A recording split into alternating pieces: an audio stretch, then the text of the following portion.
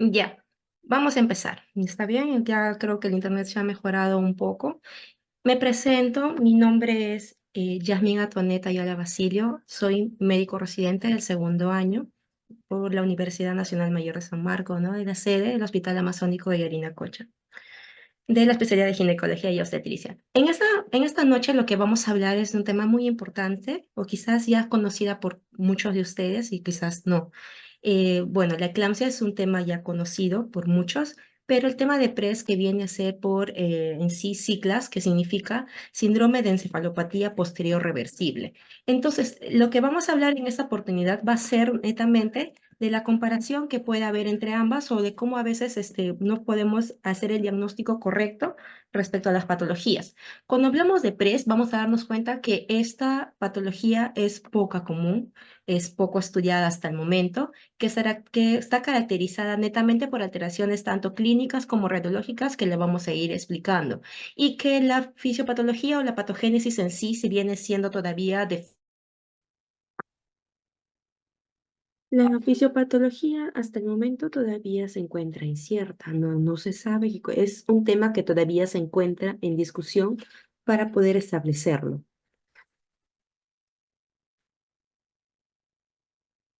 Ya. Entonces, en el año 1996 apareció un grupo, un personaje llamado Hincho y colaboradores, el cual, ¿qué hizo esta persona? Reunió más o menos a 15 participantes con enfermedades sistémicas, crónicas, un síndrome asociado a elevación súbita de la presión arterial o pacientes con descompensación social, y estas evaluaron la clínica netamente de las personas, evaluaron la clínica que éstas iban a tener y vieron que ambas tenían unas ciertas características, que era el edema cerebral, que han sido visibles mediante los estudios de neuroimagen, ¿no? Y han visto que estas edemas cerebrales se veían netamente involucrados a nivel de zona parietal y a nivel de zona occipital. Entonces, la incidencia se dice que es desconocida. No estamos asociando el PRES con la eclampsia, ¿no? La incidencia es desconocida. Galván Gastelum, en sus estudios que ha brindado en sí, ha mencionado de que quienes son más propensas en sí a tener esta patología son las mujeres a comparación de los varones, ¿ya? Y que pueden ser evidenciados desde los 14 años hasta aproximadamente hasta los 80 años de edad, con una edad media más o menos de 44 años, pero también hay excepciones, el cual si hay reportes o casos reportados con personas o niños de 2 años, incluso que la sintomatología es algo inespecífica, pero que han sido confirmadas mediante estudios. La prevalencia en gestantes netamente es un poco desconocida. ¿Por qué? Porque nosotros para poder tener el diagnóstico definitivo o diagnóstico necesitamos hacer un seguimiento de imagen. ¿Qué quiere decir? Que la paciente gestante debería de entrar o someterse a radiación, en este caso resonancia magnética, que muchas veces por desconocimientos o algo tenemos miedo de dar la indicación de que se realice dicho examen. Entonces, si no tenemos dicho examen, lo vamos a seguir asociando netamente como una eclampsia, ¿no? Paciente viene, convulsiona, con cefalea, y lo primero que pensamos es la eclampsia. Entonces no abarcamos más, no hacemos más estudios, el cual nos podría dar un diagnóstico diferencial en sí. Por eso es que la prevalencia de gestantes no es muy conocida, porque hay muchas limitancias, está muy limitado su estudio en esa población, ¿ya? Como les mencioné, también han sido reportados en pediátricos. Hay reporte de niños de 2 años que han tenido la sintomatología, el ingreso con diagnósticos netamente de neuroimagen y con alta posterior, con un diagnóstico, con una imagen netamente revertida. Las comorbilidades que se asocian mayormente a este síndrome de encefalopatía posterior reversible, en primera instancia tenemos a la hipertensión arterial, un 53%, la enfermedad renal, 45%, neoplasias, trasplante, diálisis, enfermedades autoinmunes, sobre todo el lupus eritematoso sistémico y la misma eclampsia propiamente dicha, ¿no? Como en este cuadro también vamos a poder evidenciar lo que nosotros, o los medicamentos asociados, por ejemplo, la ciclosporina es un medicamento muy utilizado, pero que se encuentra asociado a este síndrome también, ¿no? Como un factor. Entonces, cuando nosotros la tenemos la asociación netamente del PRES y la eclampsia, vamos a darnos cuenta que hasta un 80% de estas están consideradas o están verificadas con una hipertensión arterial, tanto moderada a grave, ¿no? Entonces, por eso es de que decimos que la fisiopatología netamente del síndrome de encefalopatía posterior reversible comparten ciertas características con la eclampsia. Entonces, como nosotros sabemos, la eclampsia es definido como el desarrollo de crisis convulsivas y alteraciones inexplicables del estado de conciencia durante el parto o posparto. Es una importante causa de morbilidad perinatal, ¿no? Y entonces comparte características similares a la clínica del PRES, por lo cual asumimos que esta tiene una vía fisiopatológica común.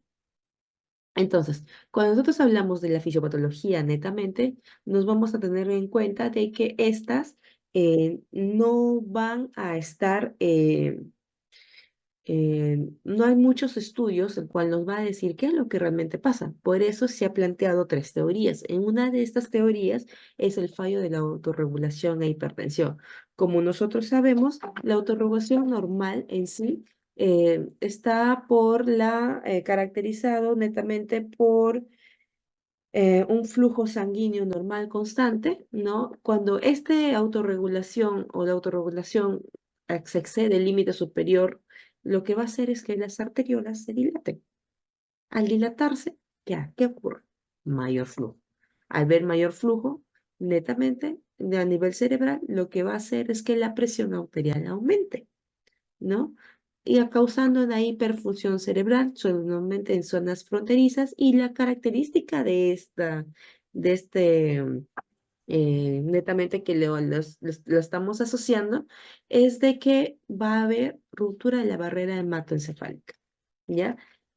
Cuando hay ruptura de la barrera hematoencefálica, va a extravasar líquidos al extracelular y se va a producir un edema vasogénico. Entonces, el primer estudio o la que se le ha categorizado o relacionado es un edema vasogénico. El segundo, netamente que lo asociamos, es la isquemia cerebral. Entonces, ¿qué pasa? Cuando se produce este aumento, las arteriolas y todo, lo que va a causar es que netamente por masa va a causar una hipoperfusión. Hay una vasoconstricción focal también reactivada, va a causar una hipoperfusión local, un edema citotóxico y un infarto cerebral, aumentando los radicales libres de la sustancia gris y provocándole lo que es el edema y la muerte cerebral. Entonces, lo que nosotros tenemos que tener en cuenta es que a comparación del anterior, esto va a causar un edema citotóxico y no un edema vasogénico, ¿ya? Como se produce un edema citotóxico, un edema vasogénico, lo que vamos a estar o va a estar asociado es de que muchas veces con esta teoría, lo que nos vamos a dar en cuenta de que la reversibilidad, como estas estaban siendo estudiadas, no es tanto así, ¿no? Que muchas veces puede causar incluso secuelas permanentes si nosotros no actuamos como deberíamos actuar de forma inmediata, ¿ya? Y el tercero, que es la misma característica o la vía de la preeclampsia, es de que puede producir una disfunción endotelial, ¿no? Entonces compartimos netamente, hay una toxicidad directa sobre el endotelio, lo que va a hacer que estos astrocitos vayan y a nivel del endotelio empiecen a secretar y a veces empieza a producirse una fuga capilar, produciendo otra vez un envaso vasogénico. Entonces, estas tres teorías han sido propuestas para que puedan, mejor dicho, el estudiarlas a esta patología, a esta enfermedad que hasta el momento, como se dice, todos los estudios son inciertos. Entonces, nosotros decimos que, como les dije al inicio, mayormente está vinculado en lo que es la parte o las zonas más afectadas son las zonas netamente parietales y occipitales, ¿no? ¿Por qué? Se tiene o se postula dos teorías para esto. Uno, porque tiene la circulación posterior o el lóbulo posterior, menor inervación simpática a comparación de otros lóbulos cerebrales. Y otro es que la hiperperfusión y el edema se observan principalmente en la circulación posterior. Entonces, esos son los dos lugares que son más afectados en este tipo de patologías, donde tendremos que ir a buscar mayor lesiones en sí. La clínica comparte la clínica similar a una preeclampsia, por ejemplo, la cefalea también hay en preeclampsia. La cefalea de esta patología es forma constante, no localizada, moderada e intensa de dolor y no responde, no remite a analgésicos. ¿Ya? Igual, ¿cierto? Ya hay alteración de conciencias, puede variar netamente desde una simple somnolencia hasta puede haber una confusión, agitación. Alteración visual, como afecta netamente el lóbulo posterior, occipital, no, puede haber alteraciones visuales, muchas de ellas son detectables, puede producirse hemianopsia, puede producirse negligencia visual, puede producir las auras, alucinaciones visuales inclusive. ¿No? Y hasta pudiendo llegar a una ceguera cortical. Y las convulsiones también pueden estar evidentes, suelen ser tónicos clónicas de forma generalizada y pueden comenzar forma local y con frecuencia que recurren netamente. Entonces, como si se han dado cuenta, las sintomatologías comparten similitud con las de la preeclampsia. Entonces, por ejemplo, les voy a mencionar un caso clínico. Este es un caso clínico de una mujer de 45 años de edad, el cual se desconoce antecedentes previos y que ésta se encuentra en la vía pública, ¿no? Entonces, entra al hospital y con pérdida de conocimiento, le realizan una tomografía axial cerebral al ingreso, ya, como les dije, netamente un antecedentes desconocidos, una paciente que se le encontró netamente en medio de la pista y la recogieron. Al examen posterior se evidencia de que la paciente, ya conociendo un poco más sobre sus antecedentes, nos damos cuenta de que la paciente es una paciente que ha estado tomando el medicamento de la ciclosporina a causa de un lupus eritematoso sistémico. Como les había mencionado, entre los factores de riesgo, Que dá essa hipodensidade. ya, y entonces lo que vamos a ver acá en esta imagen, netamente va a haber zonas de hipodensidades, como podemos ver acá que están señalando, que nos podrían causar. Y si se dan cuenta, mayormente están afectadas las zonas posteriores o occipitales en sí, ¿no? Tenemos imágenes hipodensas. El diagnóstico diferencial se va a hacer con resonancia magnética, sobre todo, ya ah, ¿cómo se llama? Resonancia magnética, perdón. No, y estas no se utilizan con contraste principalmente. Y las secuencias que se van a tomar en la resonancia magnética es la secuencia T2 y la secuencia Flynn, ¿no? Entonces, para poder tomar el diagnóstico correspondiente.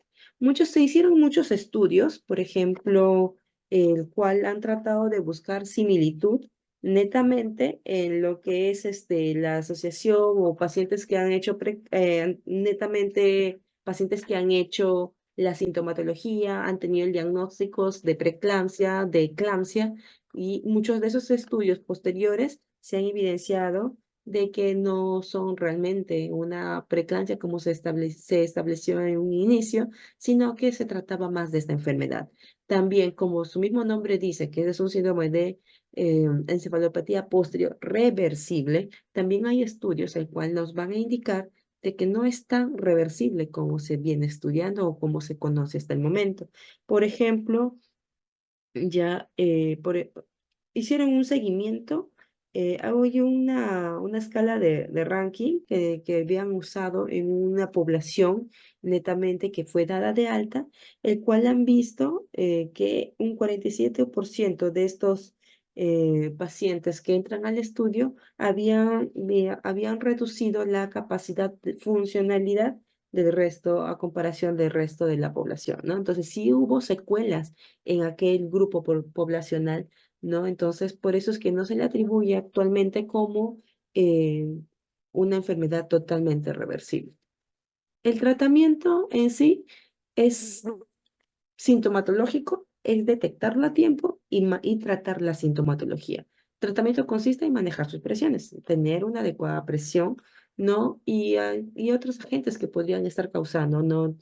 Los agentes etiológicos que podrían estar causando estos, esta enfermedad netamente.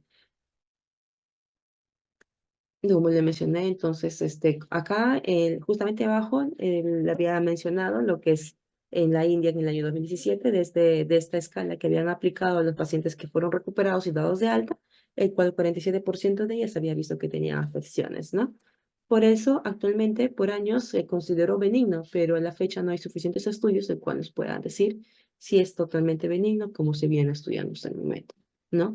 Entonces, esto como le vengo a mencionar, de que muchas veces por desconocimiento de algunas patologías de nosotros mismos, no pensamos, paciente gestante viene convulsionando, lo primero que pensamos, eclampsia, ¿cierto? Pero también tenemos que conocer o darnos cuenta de que hay muchos diagnósticos diferenciales y el síndrome de encefalopatía posterior reversible es una de estas, que es un tema muy bonito, es un tema amplio, el cual necesita más estudios y que tenemos que enfocarnos más si tuviéramos en algún momento una patología o una paciente que presenta la sintomatología. Eso no quiere decir que no dejes de lado a a la eclampsia, ¿no? Entonces, todo paciente eclámptica se demuestra lo contrario.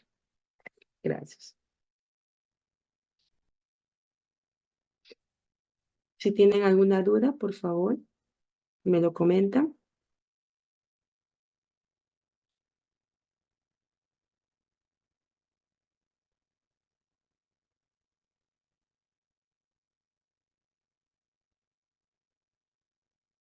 Bueno, muchas gracias, chicos. Nos vemos. Hasta luego.